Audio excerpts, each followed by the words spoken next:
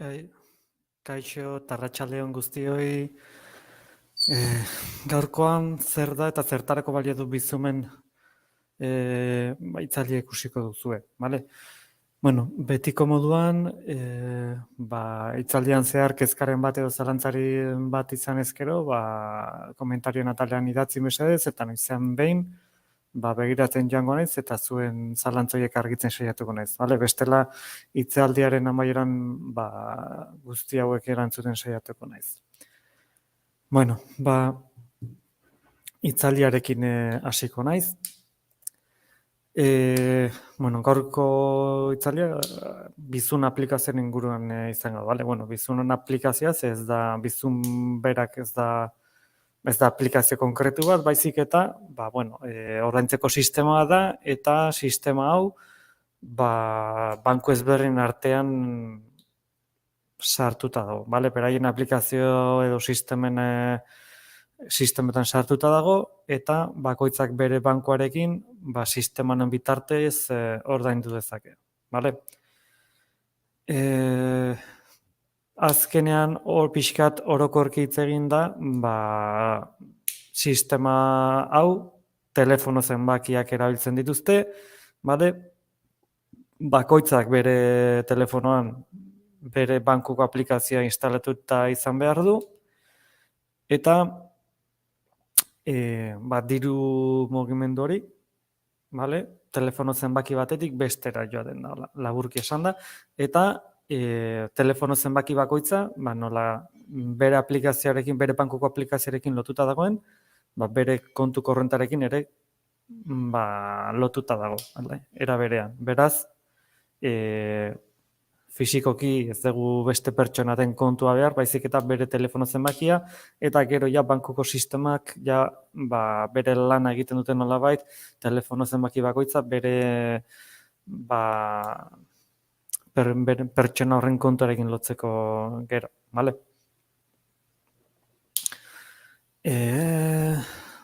Pixkat zer zela, Espainiako bankuek sustatutako ordenketa mugikorren plataforma bat da, bale? Aukera ematen digu, dirua gure banku kontutik beste pertsona batenera berehala bidaltzeko edo beste erabiltze baten dirua jasotzeko, bale? Atxikitako establizimenduen gure erosketak ordaintzeko edo edozein jekaeri dohaintzak egiteko, bale? Azkenean bi modu izango ditugu, dirua ordaintzeko edo dirua jasotzeko, bale? Laburki esan da. Bueno, zein dira zati garrantzitsuenak? Bueno, bizum, irakurriko ez jartzen, bizum gure banku kutxarekiko independentea den zerbitzu hornitzailea da, bale? Bueno, bizun enpresa bada, bale?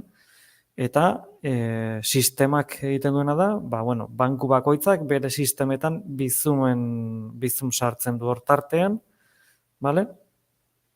Eta bizum bitartekari moduan egiten du, bankua eta pertsonen artean, bale? Bueno, pixkat PayPalen antzeko funtzioa betetzen du, bale? Baina sistema desberdin batean.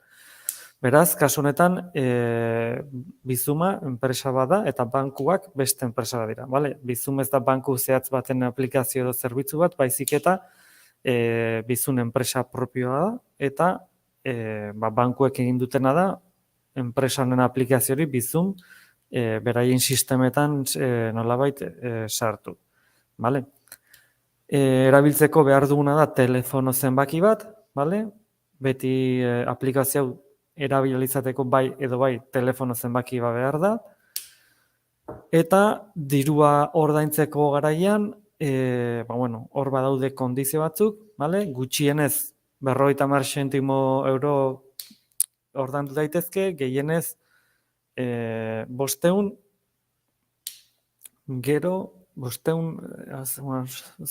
gero egunean gehienez 2000 euro, bale? Beste gauza bat ere jarritaz dagoena da, 60 garai batean ez zegoen limiterik, baina duela urtebete edo okerrez banago, hau martxan jarri zuten, eta hilean eta egunean gehienez 60 operazio egin daitezke, bale? Dohainik. Zere, azkenen doako zerbitzu bada, bale? azkeneko puntuan jartzen duen bezala, doako zerbitzu bada. Eta gauza da, bakarrik hilean edo egunean 60 operazio egiten. Egunean 60 operazio egitea, haizu denda batez baldin bazea ez dituzu egiten, bale? Baina pertsona batentzat, hori egunean 60 nahikoa eta sobera, baina 60 hilero, agian ez, bale? Hala ere, hori 60 operazio hilean desente dira. Beraz, ez litzateke arazo handirik izan behar horrekin, bale? Bueno, nola erabiltzen da? Bueno, lehenengo egin behar dugun gauza da gure bankuko aplikazio hori telefonoan edo tabletean instalatu, bale? Bakoitzak bere bankukoa. Eta aplikazio horren barruan, karo, hemen eskuinaldean ikusten dugun irudia, aplikazio batena da, baina banku guztiak ez dira berdinak, bale? Eta bakoitzak atal hori, toki batean izango dugu, eta hori bilatu egin beharko dugu, edo bestela gure bankuko harreran edo galdetu behar izango dugu, aplikazio horren barruan non dagoen ez badugu topatzen. Vale? Hori izan dizuet esan zehatz non dagoen zure bankuko aplikazioan, ze hori. Azkenean bakoitzak berea dauka, eta ez ditut danak ezagutzen. Vale? Beraz, behin badakigunean, instalatu daukagunen aplikazioa, ondoren atal hau bilatu behar izango dugu. Normalean zerbitzu hau aktibatu egin behar da, doainik izaten da, baina aktibatu egin behar da, ez dago aktibatuta, eta behin aktibatuta ja, erabiltzen hasi gaitezke, bale? Kasu hemen aipatzen dugun bezala, bale? Aktibatzeko prozesu horretan, kasu batzuetan, hori informazio bat eskatuko digute, datuak sartu behar izango ditugu, eta listo, bale? Bueno, lehen esan dizuan bezala, bi aukera dauzkagu bizumeko sistema hau erabiltzeko, bale? Lehenengoa, dirua bidaltzea edo ordainketa bat egitea, bale?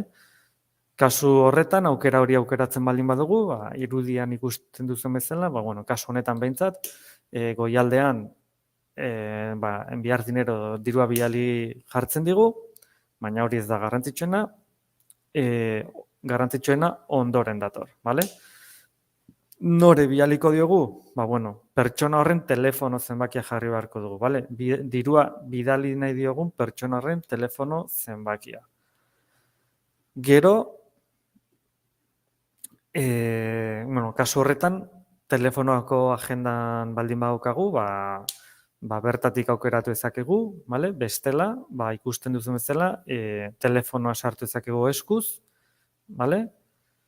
Eta, telefono markatuko bagenu bezala, telefono zenbakia sartu eta gitu, bale? Hori ez dauka misteriorik, hau da. Edo gure agendatik telefono aukeratzen dugu, edo eskuz sartzen dugu telefono zenbakia, bale? Hori ez da zaratza. Eta ondoren sartu beharko duguna da, zenbat diru ordaindu nahi dugun, bale? Eta bigarren kasua, dirua eskatzeko kasu horretan, zer egin beharko genuke, gauza, antzeko gauza bat, bale? Zenbat diru eskatu nahi dugun, hau da, norbaitek guri ordaindu behar baldin badigu, zenbat diru ordaindu behar dugu pertsonarrek, hor jarriko genuke, bale, inporte edo diru kopurua, eta gero, kontzeptua, eta gauza ordaintzeko egiten genuen moduan, hemen ere, telefono zenbaki bat sartu behar dugu, bale? Hau da, nore bidali nahi diogun, faktura hori edo diru eskaera hori, bale? Hori bai, bigarren kasu honetan, diru eskatzeko kasu horretan, beste kasuetan ere, bale? Baina, beste bai ordaintzen duenak eta bai dirua jasotzen duenak biok bizuma izan behar dute, bestela sistemak ez du funtzionatzen, bale? Biek behar dute sistema hori aktibatuta izatea, bale? Bueno, dirua bidaltzeko kasuan, hemen ikusten ez irudian, bale? Pertsona bat aukera dute, zenbat diru jartzen dira, eta gero, kontinuar edo jarraitu. Vale. Eta, bueno, kasu horretan ere jartzen dira, saldo restante en cuenta corriente, zenbat diru gehatzen zaien hor. Eta azpikaldean ez da zati hori guztiz ikusten, bale? Baina horre, hori, zenbakiko teklatua izango genuke, zenbakiko teklatuaren zati hori, zenbakiekin markatu alizateko, bale? Beraz, bueno, bilatu, enviar recibir dinero, con Bizum, aukeratuko genuke, bale? Gero, sartu mugikorraren zenbakia eta hautatu hartzaile gure kontaktuen zerrendatik eta adieraziz zenbatekoa. Bidalitakoan, hartzaileak Bizuma erabiltzen badu, dirua segundotan izango du eskuragarri. Bale? Ozan, ordaintzeko, hemen bihar jartzen da, bihar, hau da, dirua ordaintzeko, bihar. Ordaintzeko, bale? Guk beste norbaiti dirua ordaintzeko, bale? Lehen komentatu duguna. Kontaktuaren agendatik aukeratu, edo zenbaki idatzi, diru kopurua idatzi, eta bidali. Eta besteak kontu alin bauka, automatikoki dirua bidaltzen zaio, bale? Oso errexea da.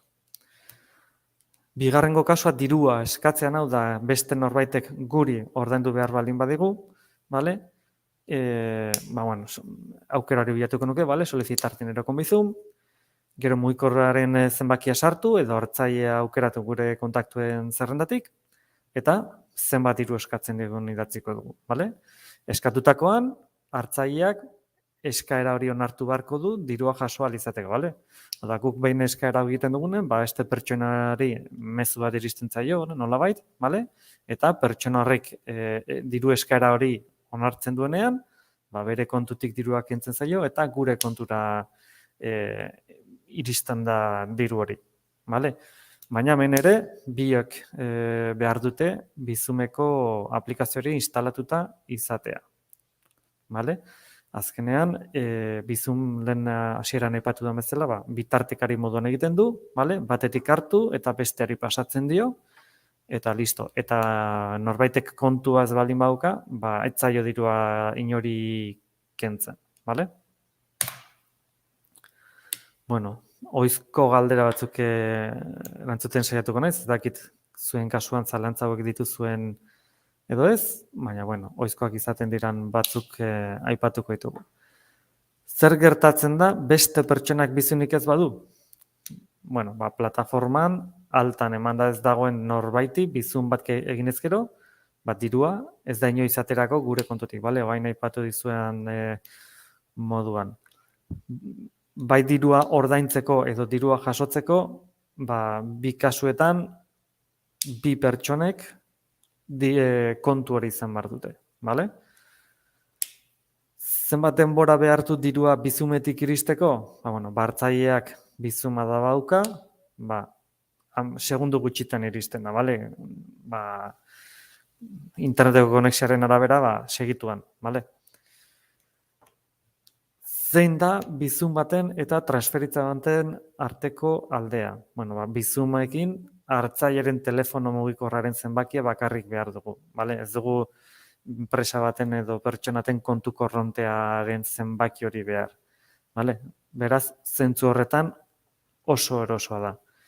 Baina, bakoitzak gero bere limitazioak dauzkasen ezagun. Transferentzia egiteko, segun diruko poren arabera, Bizumarekin ezin dugu egin, bale? Lehen eraipatu dut zenbat egunean, 50 zentimotik 500 eurora arte, eta hilean gehienez 2000 euroko transferentzia hori egin daiteke, bale? Eta bankuen kasuan, diru kopuru hori baino askoz gehiago egin daiteke, bale? Eta gero bakoitzak daukan zerbitzuan era, egunean diru kopuru gehiago, gutxiago, hor gure bankuarekin daukagun kontratuaren arabera, diru kopuru horiek ere aldatu egin daitezke, bale? Kasu honetan, Bizumaren kasuak ez zeren Bizumek jartzen ditu limite hauek, eta beraiek ere dauzkaten limiteak, horiek dira, bale? Kezkarik ez duzue edatzi baingoz mezuetan, zuek kezkaren bat konkretuki bali magazioa horri datzi, bale, eta erantzuten saiatuko naiz. Bitartean jarraitu egingo dut. Bale, beste galdera tipiko bat, zer gertatzen da bizum batean telefono zenbakiz nahasten bagara? Bueno, ezin dugu ezeztatu beste erabiltzaile bati bidaltzen zaion bizuma. Nahastea, tekilatzean, izandako akats baten ondorioa izan bada, arazoa konpontzeko pertsona horrekin harremanetan jarri eta itzultzeko eskatu hartzea. Hau da, zenbakiz nahasten baldin bagara, ez dago hori ezeztatzeko modurik, bale? Egin dezakeguna da, dirua bidali zaion pertsona horrekin harremanetan jarri, eta pertsona horri eskatu beharko digu diru hori itzultzea. Vale? Sistemak ez dauka beste bigarren sistema bat, nolabait holako gauzak egiteko, vale? Horrela dago gauza. Baja eman dezakegu? Kontua esan dezagun, bai, vale? Gure erakundeak ematen dizkigun urratsi jarraitu eta besterik ez dugu egin behar, vale? Hau da, aplikazioan edo horri izango dugu, beti egoten da aukeraren bat, zerbitzua desaktibatzeko edo bajan emateko eta pausoak jarraitza da eta listo. Baina bajan ematen baldin badugu, gero ezin izango dugu bizum sistema erabili, vale? Hori zentzuzko gauza bada, baina bazpare komentatu egiten dut. Beste galdera bat. Dendetan bizuma erabili dezakegu? Bueno, bai, baldin eta dendak ordainketa metodo hori onartzen badu, bale? Mugikorra lapurtu digut, hori beste dela. Bale, hau da, dendak ez badu ordaintzeko sistemara hori onartzen ezin izango du. Hau da, txartelekin bezala, badaude denda batzuk, txartelekin ordaindu ezin dezakegunak, kasu berdina da, bale? Baina honetan bizum sistemarekin, hau da, dendak ez badu onartzen bizum sistemarekin ordaintzea, ezin dugu egin, bale? Hemen nik ezin izut esan, bale? Badakite, webgune onlineko denda batzuk ere badaukate eta onartzen dute, fisikoki ere baten bat onartzen du, baina hemen dendariak izan behar dira sistema hau onartu behar dutenak edo ez, bale? Eta ez dute onartzen, txartelarekin ordaindu edo fisikoki diruarekin ordaindu, bale? Baina pertsonen artean, biok baldin badaukazue bizum kontu hori, ez legoke arazorik, bai? Mugikorra lapurtzen dugutela, zer egin? Zer egiten dugu kasu horretan? Lasaitasunez jokatu behar dugu, bale? Bizum zerbitzu guzti segurua da eta eskaintzen duten bankuetako segurtasun sistemek babesten dute, bale? Beraz, naiz eta lapurtu, ezin izan dute bizumera sartu gure online bankuaren egiaztagiririk gabe. Bale, honek zer esan nahi du? Gaur egun, ehuneko segurtasuna ez da existitzen. Ez digitalki, ez fisikoki, bale? Hori, sistema honekin eta beste sistema guztiekin. Hortik hasita, sistema segurua da? Bai. Vale? Bankuen sistema bezala. Zergatik zeren, ordainketa hau egiteko lehenengo aplikazioan sartu behar da, aplikazioan sartzeko bankuen identifikazio sistemak ere erabili behar dira, eta bankuen kasuan, gaur egun, danak ez baira gehiengoak bai, bi kapako sistema, verifikazio sistema izaten dute, oda lehenengo erabiltzaile eta pasaitz bat sartu, eta ondoren kodigo bat, edo antzeko zer, bale? Horrelako sistemak izaten dira. Eta behin identifikatzen garean, orduan erabilizakegu bizun sistema, bale? Beraz, telefonoan galtzen badugu edo horrelako gauzaren bat gertatzen baldin bazaigu, lehenengo bankuko aplikazioen sartu behar da, hori erabilizateko, bale? Eta hori ez badugu egiten, ezin da sistema hori erabili, bale? Beraz, zentzu horretan lasa egon behar dugu, bale? Baina, betiko gauzak. Pasaitzoiek, sartzen ditugun edo jartzen ditugun pasaitzoiek, ez dezagun jarri gure izenak, gure telefono zenbakiak edo horrelako datuak pasaitz bezala, ze azkenean, datu horiek ez dira oso zailak beste pertsonak nolabait informazio lortzeko ez dira zailak, bale? Beraz, zentzu batean gure esku dago segurtasun zati bat, bai? Bueno, laburbilduz, beti egingo dugu lan gure bankuarekin, bale? Transferentzia kopuru maximo eta minimo bat daude, hau da, ezin dugu 10.000 euroko transferentzi bat egin, edo jaso, bale?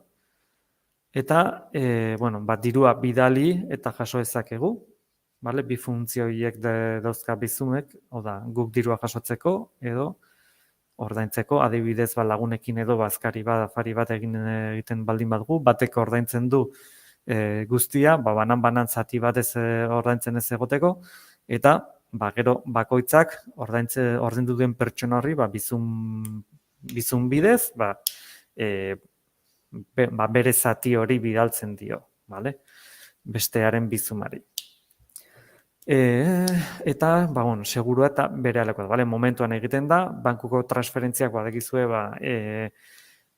normalean egun batetik besterako goaz izaten dela, kasu batzuetan 2-3 egun edo gehiago internazionalak direnean, bale? Bizumaren kasuan oso zuzena da, bale? Segundu gutxitan egiten da, eta zentzu horretan oso erosoa erabiltzea izaten da. Bueno, mila esker gaurko hitzaldi hau ikustagatik, ezakit bizum gai honen inguruan beste zalantzari daukazuen, oso sinplea da, bale? Pausak berriro gogoratuko izkizuet, lehenengo gure bankuko aplikazioa instalatuta izan behar dugu telefonoan, behin aplikazio hori instalatuta baldin badaukagu, bizum zerbitzua aktibatu behar daukagu, aktibatzeko kasu gehienetan datu batzuk eskatuko dizkigu, datu horiek sartu eta zerbitzu hori aktibo izango dugu, eta behin zerbitzu hori aktibo daukagunean, bi gauze behar izango ditugu. Alde batetik, beste pertsonaren telefonoa, bai dirua jasotzeko edo bai dirua eskatzeko, bale? Eta eskatzeko eta bidaltzeko. Eta behin hori baldin badaukagu, diru kopurua sartzea da, bale? Bai ordaindu beharrekoa edo dirua eskatzen dugun kopuru hori, bale? Dirua eskatzeko baldin bada, beste pertsonak onartu egin beharko du, eta guk ordaintzeko baldin bada, ez beste pertsonak ez du ezer onartu behar izango. Zuzenean, jaso egingo du besteak ere kontori baldin badauka. Laburbilduz, horiek izango dira pauso guztiak. Beraz, behar duguna da bai edo bai da, beste pertsonaren telefono zenbaki hori, eta bai guk eta bai beste pertsonak edo dendak, edo dirua jaso behar duenak, edo dirua bialtzen duenak, biok bai edo bai, bizum aplikazio hori erabili beharko dugu. Bueno, beste zalantzarik ez badukazute, hemengoz, gaurkoz behintzat, hemen utziko dugu, eta hurrengo hitzaldi batean ikusiko gara. Aste honetan ostegunean, badekizu hitzaldi hau bera daukazuela, baina gazteleraz, eta beti bezala, astero hitzaldi desberdin bat daukazue, hurrengo gaur oitala baldin bada, hurrengoa Chromeko estentxoen inguruko hitzaldia izango da, bale? Beraz, mila esker hemengoan egotagatik, bai zuzenean edo bai beranduago hitzaldia ikustegatik, eta horrengo batera arte. Mila esker zuri ere, Alfonso, hemen gurekin egotagatik, bale? Eta animatzen zaituztet hurrengo hitzaldietan ere hemen gurekin egotea, ea zer berria ikasten zuen edo proposamenik edo bali makazue kontuen izateko eta gauza guztiak, bale? Mila esker eta hurrengora arte. Agur.